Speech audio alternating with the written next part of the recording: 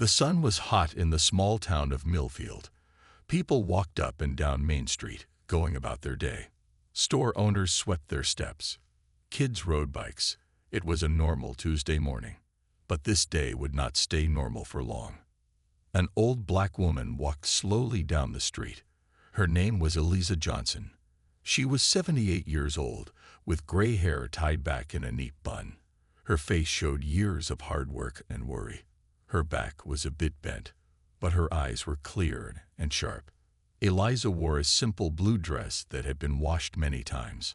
On her feet were flat, practical shoes with thick soles. In her arms, she carried an old burlap sack. The sack looked worn and dirty, like it had been kept for many years. She held it close to her chest, as if it contained something very important. People who knew Eliza nodded hello as she passed. They knew her as the quiet widow who lived in the small white house at the edge of town. She kept to herself mostly. She grew vegetables in her garden and went to church on Sundays. Nothing special, they thought. They had no idea what Eliza was about to do. Eliza stopped in front of the biggest building in town, Millfield National Bank. The bank stood tall and proud, with big glass doors and a shiny sign. The Richardson family had owned this bank for 4 generations. Everyone in town knew the Richardsons were rich and powerful. For a moment, Eliza just stood there, looking up at the bank. She took a deep breath, as if getting ready for something big. Then she pushed open the heavy glass door and walked inside. The bank was cool and quiet. The floor was made of smooth marble. Men and women in nice suits sat at desks or stood behind counters. They all looked busy and important. When Eliza walked in, a few people glanced at her, then looked away. An old woman with a sack was not very interesting to them. But Eliza walked straight to the main desk, where a young woman with blonde hair sat typing on a computer. "Can I help you?" The young woman asked, barely looking up. "I need to see the bank manager," Eliza said. Her voice was stronger than people expected when they looked at her old body. The young woman finally looked up.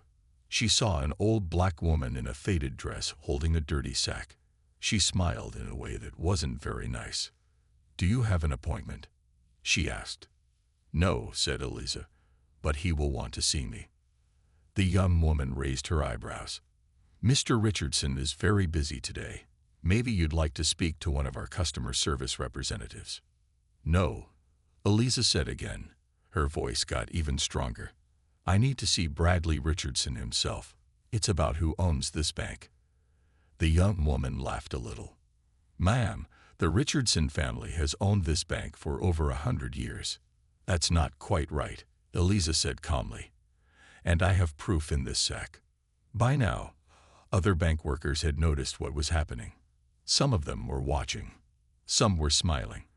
One young man in a suit whispered something to another, and they both laughed behind their hands. Eliza noticed, but she didn't seem to care. She just stood there, straight and dignified, holding her sack. "Please tell Mr. Richardson that Eliza Johnson is here. Tell him I have my grandfather's papers with me. Tell him I'm here about the true ownership of Millfield National Bank." The young woman at the desk looked confused now. She picked up her phone and made a call, speaking quietly. Meanwhile, more bank employees gathered to watch. Some were curious. Some were still smiling. None of them knew that in just a few hours, everything they believed about their workplace was going to change forever. Eliza Johnson waited patiently, holding her sack. She had waited 60 years for this moment.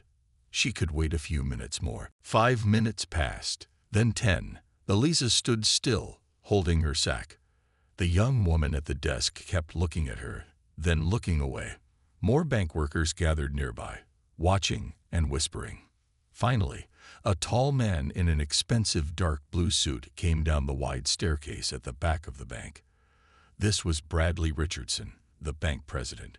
He was about 50 years old with gray hair at his temples. He walked like a man who was used to people doing what he said. "Mrs. Johnson," he said with a tight smile that didn't reach his eyes, "what brings you to my bank today?" Eliza looked at him calmly. "This isn't just your bank, Mr. Richardson. That's why I'm here." Bradley Richardson laughed a short, sharp laugh. Some of the bank workers laughed too. "Mrs. Johnson, my family has owned Millfield National Bank since my great-grandfather started it in 1905. Now, how can we help you today? Do you need to make a deposit?" "No," said Eliza. "I need to show you what's in this sack." Richardson sighed. He looked at his gold watch. "Very well. Let's make this quick. Come to my office." He turned and started walking back to the stairs. Eliza followed him slowly. As they passed the group of watching workers, one young man whispered, "Crazy old lady." A few people snickered. Eliza's back stiffened, but she kept walking. Richardson's office was big, with a large wooden desk and tall windows that looked out over the town. He sat down in his big leather chair and pointed to a simple chair across from him. "Please sit, Mrs. Johnson." "Now, what's this all about?" Eliza sat down but kept the sack on her lap. "Your great-grandfather, William Richardson, didn't start this bank alone," she said. Richardson leaned back in his chair. "Is that so?" "Yes. My grandfather, James Johnson, was his partner. They started this bank together." Richardson smiled again, but his eyes were cold. "Mrs. Johnson, I know the history of my family's bank very well. There was no partner." "There was," Eliza said firmly, "and I can prove it." She opened her sack and carefully took out an old document in a clear plastic cover. The paper was yellow with age. The writing on it was faded but still clear enough to read. "This is the original partnership agreement," Eliza said, "signed by William Richardson and James Johnson in 1905. Richardson's smile disappeared. He held out his hand. "May I see that?" Eliza handed him the document. Richardson put on a pair of reading glasses and looked at the paper carefully. His face grew more serious as he read. "Where did you get this?" he asked. His voice was different now. It sounded tight, like he was trying to control it. "It was hidden in my family's old house," Eliza said. "My father found it before he died 10 years ago. He told me the story." "What story?" Richardson asked. He was still staring at the document. "The story of how your great-grandfather and my grandfather started this bank together. They were equal partners. My grandfather put in half the money. That money came from gold he found on our family land." Eliza reached into her sack again and took out a small leather book. "This is my grandfather's diary. It tells how they worked together. It also tells how, after my grandfather died suddenly in 1907, your great-grandfather took over everything." Richardson put down the partnership agreement. His face had gone pale. "Mrs. Johnson, this is unexpected, but one old document doesn't prove anything. This could be fake." "It's not fake," Eliza said calmly. "And I have more. Much more." She reached into her sack again and pulled out more papers and an old photograph. The photo showed 2 men standing in front of a new building. They were shaking hands and smiling. "Your great-grandfather," Eliza said, pointing to one man in the picture, "and my grandfather." She pointed to the other man. The men were standing in front of a new building with a sign that said, "Richardson and Johnson Bank." Bradley Richardson stared at the photograph. For the first time, he looked truly worried. Bradley Richardson picked up his phone. His hand was shaking a little. "Janet, call Mr. Hayes from the legal department. Tell him to come to my office right away." He put the phone down and looked at Eliza. "Mrs. Johnson, these are serious claims you're making." "They are serious because they are true," Eliza said. She sat calmly in her chair, the sack still on her lap. Richardson stood up and walked to the window. He looked out at the town for a long time. Then he turned back to Eliza. "Let's say, just for the sake of argument, that your grandfather was my great-grandfather's partner. That was over 100 years ago. Why come forward now?" "I tried before," Eliza said. 20 years ago, I came to talk to your father. He wouldn't even look at these papers. He told me to leave and never come back." Richardson frowned. "My father never mentioned this." "Of course he didn't," Eliza said.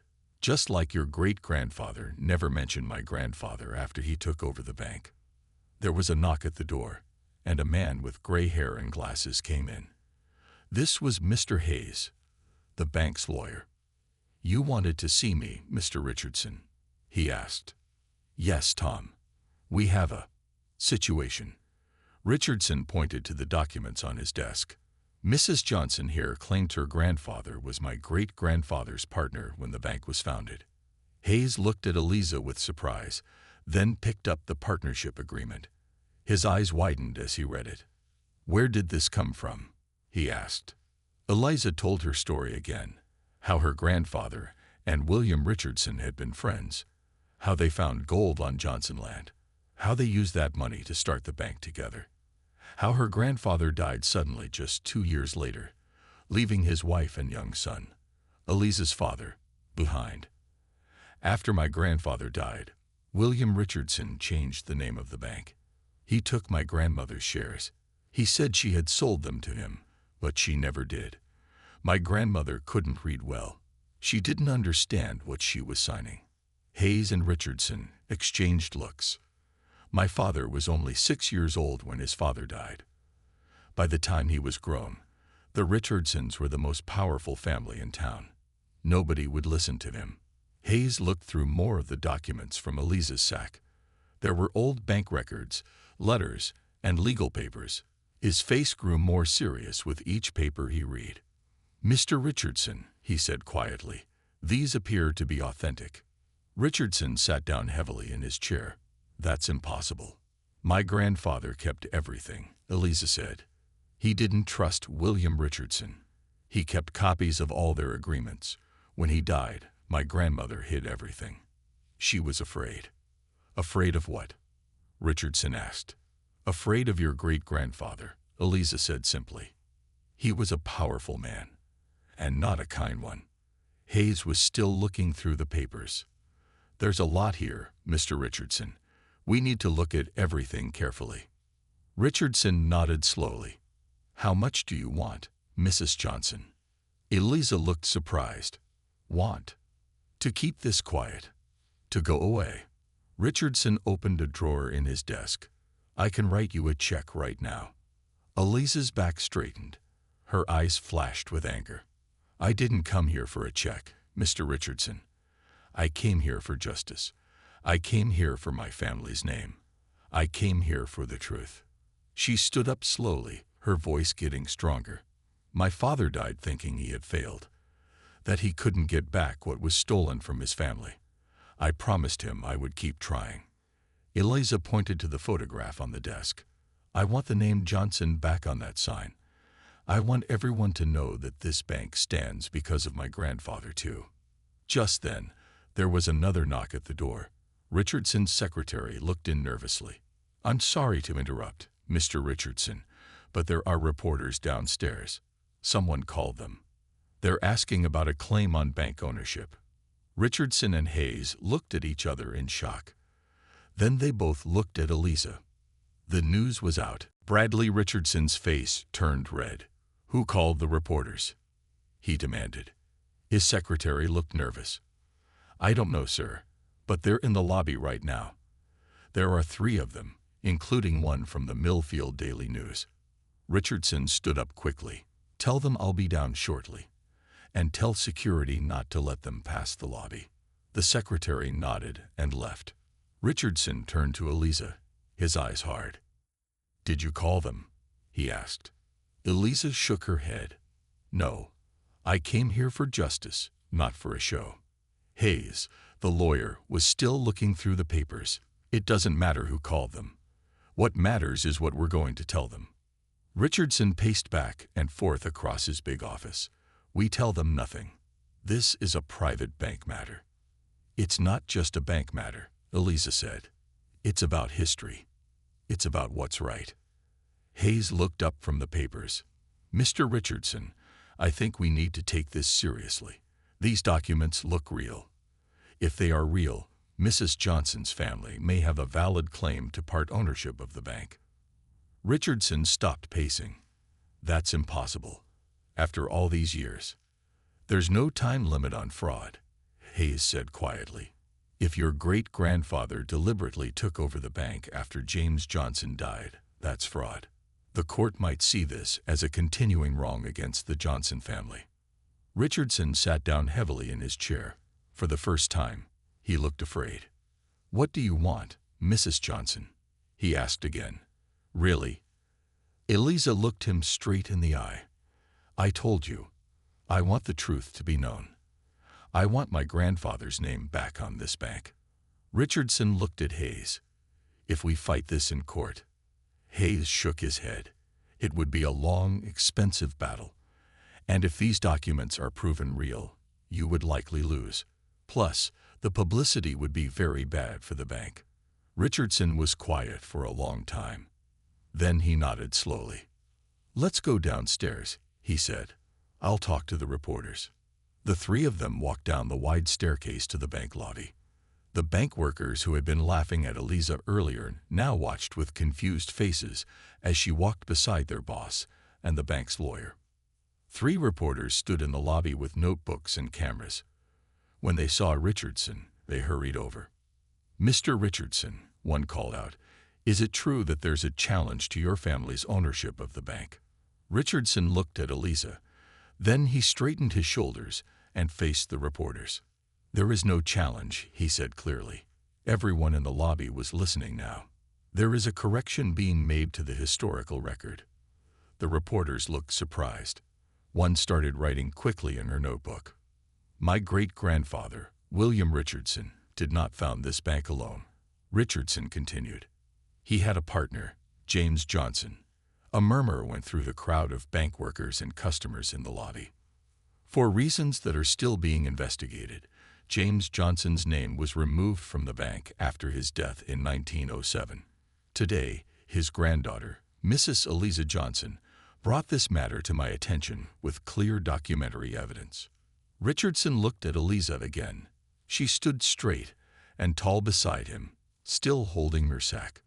"The bank will be conducting a full review of these historical documents," Richardson said, "and we will be taking steps to recognize James Johnson's role as co-founder of this institution." The reporters started asking questions all at once. The bank workers looked at each other with shocked faces. Some were looking at Eliza with new respect. One of the reporters raised her voice above the others. "Mr. Richardson, does this mean the Johnson family now owns part of the bank?" Richardson hesitated. Then he nodded.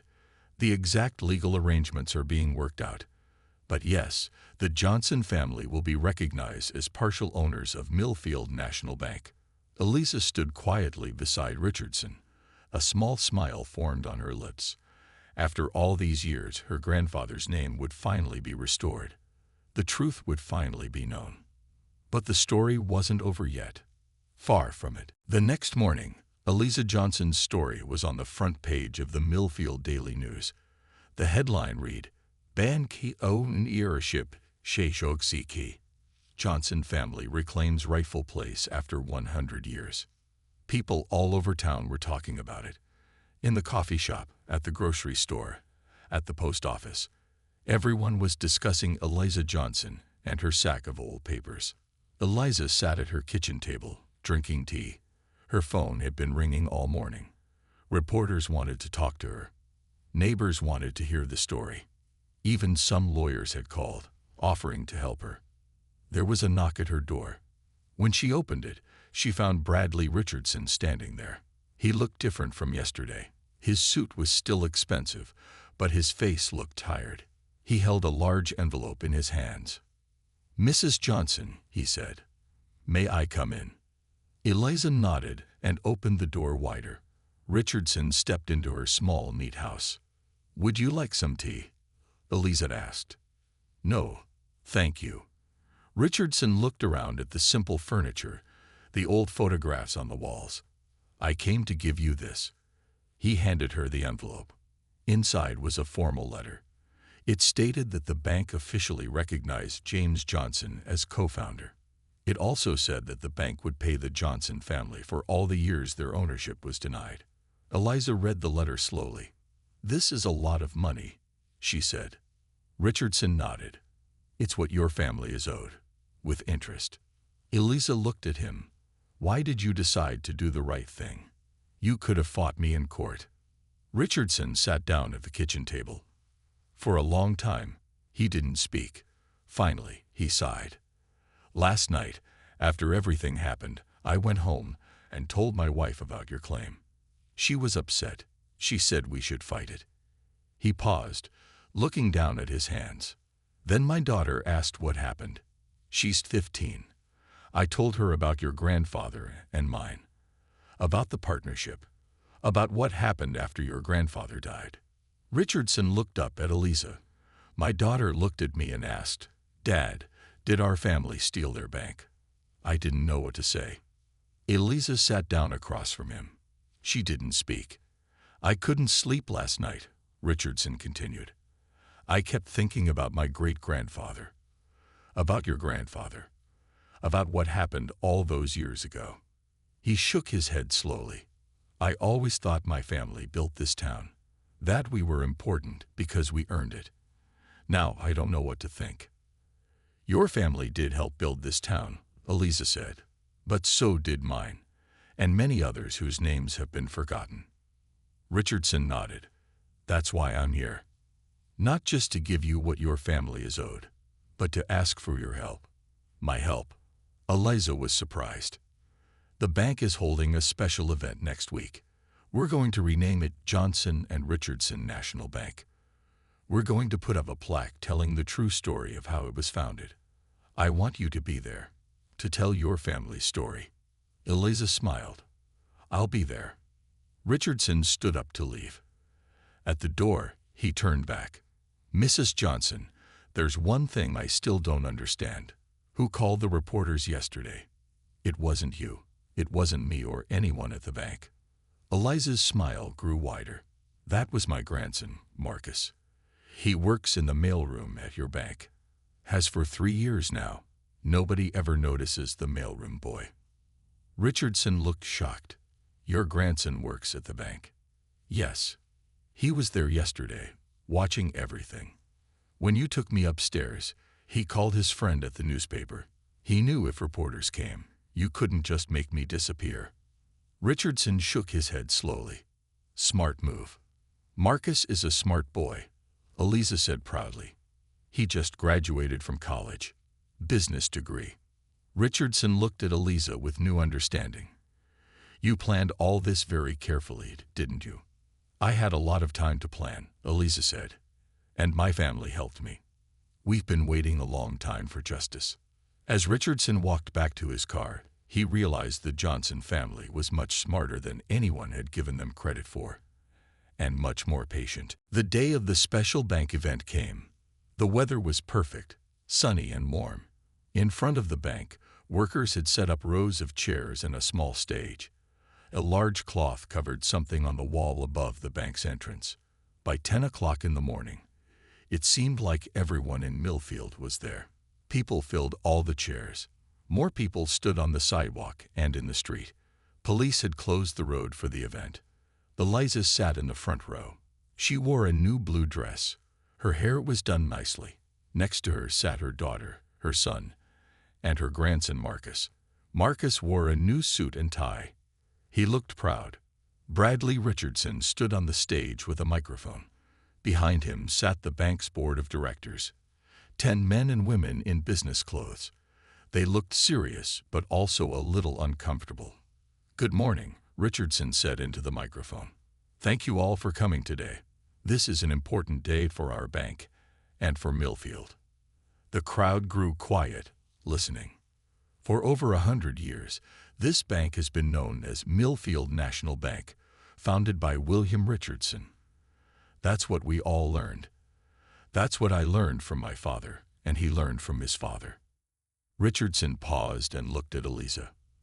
But that's not the whole truth. The truth is that this bank was founded by 2 men, William Richardson and James Johnson. They were partners, equal partners. A murmur went through the crowd. Some of the older people looked surprised. Some nodded, like maybe they had heard stories about this before. After James Johnson died in 1907, his name was removed from the bank. His family's ownership was taken away. That was wrong. Today, we are fixing that mistake. Richardson waved to someone at the side of the stage. 2 workers pulled a rope, and the cloth covering the wall fell away. There, above the bank's entrance, was a new sign: Johnson and Richardson National Bank. The crowd clapped and cheered. Eliza's eyes filled with tears. Her family hugged her. Now, Richardson said, I want to introduce someone special. The woman who never gave up on finding the truth. The woman who made us face our history. Mrs. Eliza Johnson. The crowd clapped again as Eliza walked slowly to the stage. Richardson helped her up the steps. Then he gave her the microphone. Eliza looked out at all the people. For a moment, she didn't speak. Then she smiled. Thank you, she said. Her voice was strong and clear. I'm not here just for myself. I'm here for my grandfather, James Johnson. I'm here for my father, who tried to get justice but couldn't. I'm here for all the people who work hard and do right but don't get what they deserve. The crowd was very quiet now, listening to every word. My grandfather and William Richardson were friends, Eliza continued. They had a dream to build something good for this town. They shook hands on that dream. Today, that handshake is honored again. She turned to look at the new sign. My grandfather would be proud to see his name up there, but he would be more proud to know that his family never gave up. We kept looking for the truth. We kept fighting for what was right. Eliza turned back to the crowd. Some of you might wonder why this matters after so many years. It matters because truth always matters. Justice always matters, even if it takes 100 years. The crowd stood up and clapped. Many people had tears in their eyes. Even some of the bank's board members were wiping their eyes. After the clapping stopped, Richardson took the microphone again. There's one more announcement today, he said. The board of directors has voted. We are creating a new position at the bank, Vice President of Community Relations, and we have hired Marcus Johnson for this position. Marcus looked shocked. His family patted him on the back, smiling. Marcus will help us make sure the bank serves everyone in our community, Richardson said. All of Millfield, not just some parts of it. The crowd clapped again. But not everyone looked happy. Some of the older, richer people in town were frowning. They didn't like these changes, and one man at the back of the crowd looked especially angry. This was Robert Richardson, Bradley's cousin. He owned many businesses in town, and he was watching everything with cold, hard eyes. 2 weeks after the big ceremony, Marcus Johnson walked into his new office at the bank. The office was nice, not as big as Bradley Richardson's, but still impressive. It had a large desk, comfortable chairs, and a window that looked out onto Main Street. Marcus sat down at his desk and smiled. He still couldn't believe how much had changed. Just a month ago, he had been working in the mailroom. Now he was a vice president. There was a knock at his door. It was Bradley Richardson. Good morning, Marcus, Richardson said. How are you settling in? Very well, thank you, Marcus replied. He was still a little nervous around Richardson. Good. I have your first assignment. Richardson handed him a folder. We need to review all our lending practices. Make sure we're being fair to everyone in town. Marcus nodded. He knew what Richardson meant.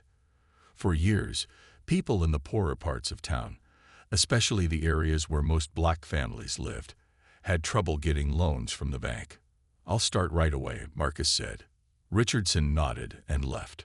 Marcus opened the folder and began reading. Meanwhile, across town, Eliza Johnson was having tea with her friend, Martha Williams. They sat on Eliza's front porch, enjoying the warm day. I still can't believe you did it, Eliza, Martha said. You got justice after all these years. Eliza smiled. It wasn't just me. It was my whole family. And it was my father's voice in my head, telling me to never give up. Martha shook her head in wonder. And now Marcus is a big shot at the bank. Things are really changing in Millfield.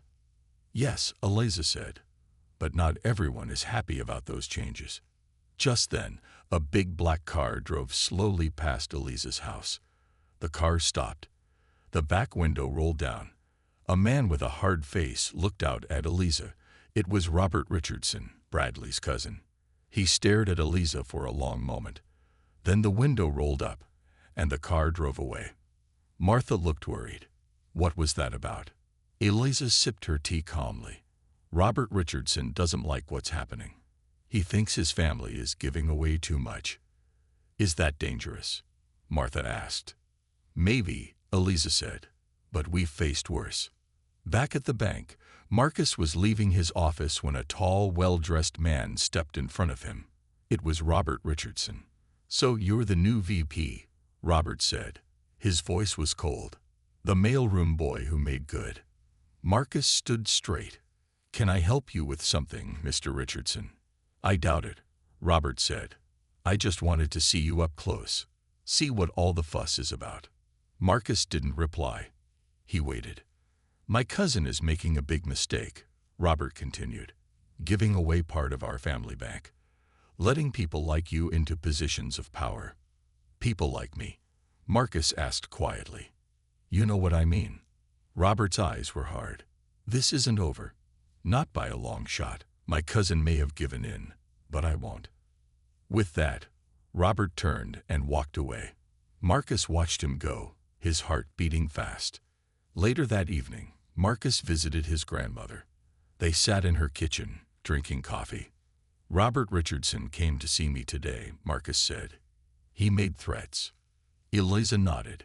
He drove by here too. What do we do, Grandma? Eliza reached across the table and took Marcus's hand. We do what we've always done. We stand together. We stay strong. We don't let fear stop us. Marcus squeezed her hand. What is he so angry about? His family is still rich. The bank still has the Richardson name on it. He's angry because things are changing, Eliza said. Some people don't like change.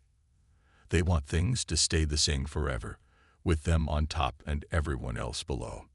Marcus thought about this. Will he cause trouble? Probably, Eliza said. But trouble doesn't scare me. Not anymore. She got up and went to a cabinet. From inside, she took out the old burlap sack, the same one she had carried into the bank that first day. I kept something back, she said, opening the sack. Something I didn't show Bradley Richardson. She pulled out an old yellowed piece of paper and handed it to Marcus. What is this? He asked, looking at it. Eliza's eyes were bright. Insurance, she said, in case Robert Richardson decides to fight dirty. 3 days later, Marcus was working late at the bank. The building was quiet. Most people had gone home. Marcus was reading old loan files, making notes about who got loans and who didn't. The pattern was clear. For years, people from the east side of town, where most black families lived, were turned down for loans much more often than people from other parts of town. Even when they had good jobs and good credit, Marcus sighed and rubbed his eyes. There was a lot of work to do to fix things. Suddenly, he heard a noise. Someone was in the hallway. Marcus looked up as his office door opened. Robert Richardson walked in with 2 other men in suits. Working late, I see, Robert said. His voice was not friendly. Marcus stood up. Can I help you? Actually, I'm here to help you, Robert said. I'm here to offer you a deal. What kind of deal? Marcus asked carefully. Robert sat down in a chair across from Marcus's desk. The 2 men with him stood by the door. A very good deal, Robert said. $1 million. Cash. Tax-free. All you have to do is convince your grandmother to sell her share of the bank back to the Richardson family. Marcus was shocked. $1 million. That's right. Robert smiled, but his eyes were cold. More money than your family has ever seen. You could buy a big house, nice cars, travel the world. Marcus looked at the 2 men by the door. They didn't look like bankers. They looked like trouble. And if I say no? Marcus asked. Robert's smile disappeared. Then things might get difficult for you, and for your grandmother. Marcus felt a chill. This was a threat, clear and simple. My grandmother would never sell, Marcus said, and I would never ask her to. Robert stood up. Think about it. $1 million, or trouble. He walked to the door. I'll give you 3 days to decide. Make the smart choice, Marcus. After Robert and his men left, Marcus called his grandmother right away. 30 minutes later, Marcus, Eliza, and Bradley Richardson sat in Bradley's office. Marcus had just told them about Robert's visit. "This is outrageous," Bradley said. His face was red with anger. "My own cousin, threatening bank employees. He's desperate," Eliza said calmly. "He's afraid of change." "What should we do?" Marcus asked. He seemed serious about the threats. Bradley picked up his phone. "First, I'm calling the police. What Robert did is illegal. Threatening people is a crime." "The police won't do much," Eliza said. "It will be our word against his, and the Richardson name still has power in this town." Bradley put the phone down slowly. "You're probably right, but I won't let him threaten my employees." "I think it's time to use our insurance," Eliza said. She opened her purse and took out the yellowed paper she had shown Marcus earlier. "What is that?" Bradley asked. "A letter," Eliza said, "written by your great-grandfather, William Richardson, to his lawyer. It's dated 1 week after my grandfather died." Bradley took the letter carefully and read it. His face went pale. "This can't be real," he whispered. "It's real," Eliza said. "My grandmother found it in my grandfather's desk after he died. She kept it hidden all these years." "What does it say?" Marcus asked. Bradley looked up, his eyes troubled. "It says that William Richardson arranged for James Johnson to have an accident. He wanted the bank for himself, so he had James Johnson killed." The room was silent. Marcus stared at his grandmother in shock. "Murder," Bradley finally said. "My great-grandfather committed murder." Eliza nodded slowly. "And now his great-grandson is threatening my family again. History repeating itself." Bradley stood up, his decision made. "Not this time. I won't let it happen again." He picked up his phone again. "I'm calling an emergency meeting of the board of directors, and then I'm going to deal with my cousin, once and for all." Outside the window, lightning flashed. A storm was coming to Millfield, in more ways than one. The next morning, dark clouds hung over Millfield. Rain fell in heavy sheets. The town seemed quiet, as if holding its breath. At 9 o'clock, the board of directors of Johnson and Richardson National Bank gathered in the big meeting room. All 10 members were there, sitting around a long table. Bradley Richardson sat at one end. At the other end sat Robert Richardson, looking angry but confident. "This emergency meeting will now begin," Bradley said. His voice was firm. "I've called you here to discuss a serious matter involving my cousin, Robert Richardson." Robert laughed. "This is a waste of time. You have no power to judge me." "Actually, I do," Bradley said. "As president of this bank, I have a duty to protect our employees from threats, and as your family member, I have a duty to stop you from repeating the sins of the past." The board members looked confused. They didn't know what was happening. Bradley held up the letter Eliza had given him. "This is a letter written by our great-grandfather, William Richardson. In it, he admits to arranging the death of his partner, James Johnson." Gasps filled the room. Robert's face went white. "That's a lie," Robert said. "A fake letter from that old woman." "It's real," Bradley said. "I had experts check it last night. The paper, the ink, the handwriting, all from 1907. All genuine." Robert stood up, his chair falling backward. "So what? That was over 100 years ago. You can't punish me for what our great-grandfather did." "No," Bradley agreed. "But I can punish you for what you did yesterday. For threatening Marcus Johnson. For trying to bribe him. For threatening Eliza Johnson." Bradley turned to the other board members. "I move that Robert Richardson be removed from the board of directors, effective immediately." The board members looked at each other. then at Robert, then at Bradley. One by one, they raised their hands in agreement. "You can't do this," Robert shouted. "I own 20% of this bank." "And now you'll sell that 20%, Bradley said calmly. "The board will buy your shares at a fair price, but you will no longer be part of this bank." Robert pointed a shaking finger at Bradley. "You'll regret this. All of you will regret this." He stormed out of the room, slamming the door behind him. Later that day, the rain stopped. The sun came out. Eliza sat on her porch, enjoying the fresh smell after the rain. Her phone rang. It was Bradley Richardson. "It's done," Bradley said. "Robert has been removed from the board. He's agreed to sell his shares. He won't bother you or Marcus again." "Thank you," Eliza said. "That can't have been easy, going against your own family." "It was the right thing to do," Bradley said. "And there's more. I've decided to make your grandson, Marcus, the new head of our community development program. He'll have the power to make real changes in how we lend money in all parts of town." Eliza smiled. "Marcus will do a good job. He has a good heart. Like his grandmother," Bradley said. "There's one more thing. The letter about my great-grandfather." "What about it?" Eliza asked. "I think the truth should be known," Bradley said. "All of it. I'm going to turn the letter over to the police. It's too late for a murder charge, but the historical record should be set straight."